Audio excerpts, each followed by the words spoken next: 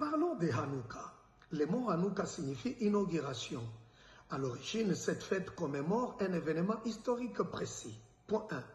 Pour le judaïsme post-biblique, Hanouka rappelle deux éléments principaux. Premier élément, la réinauguration du temple de Jérusalem en 165 avant Jésus-Christ, après sa profanation par Antiochus Épiphane.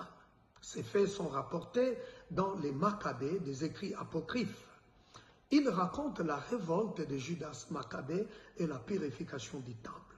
Deuxième élément, un événement présenté comme miraculeux. Selon la tradition rabbinique tardive, une fiole d'huile suffisante pour un seul jour aurait brûlé 8 jours dans le chandelier du temple, selon Shabbat 21b, 23b.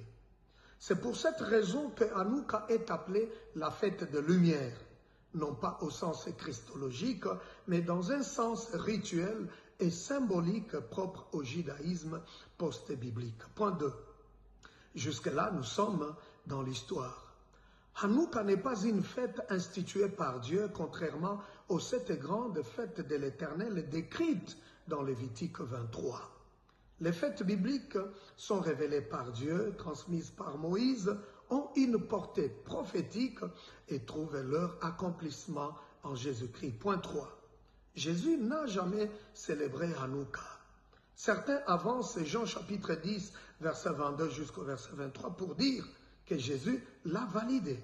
Non, le texte dit seulement que Jésus s'est trouvé au temple pendant cette période.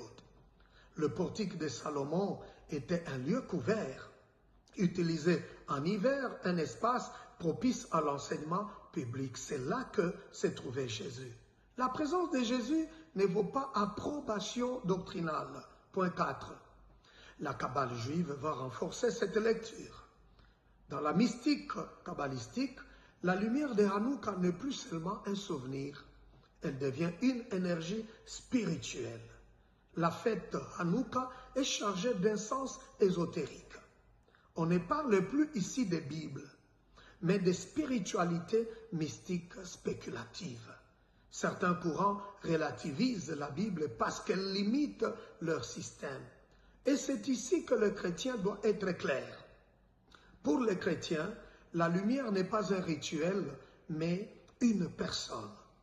Hanouka peut être comprise historiquement, culturellement, mais elle ne peut pas devenir une pratique spirituelle chrétienne, ni un support mystique, ni une espérance eschatologique pour l'Église.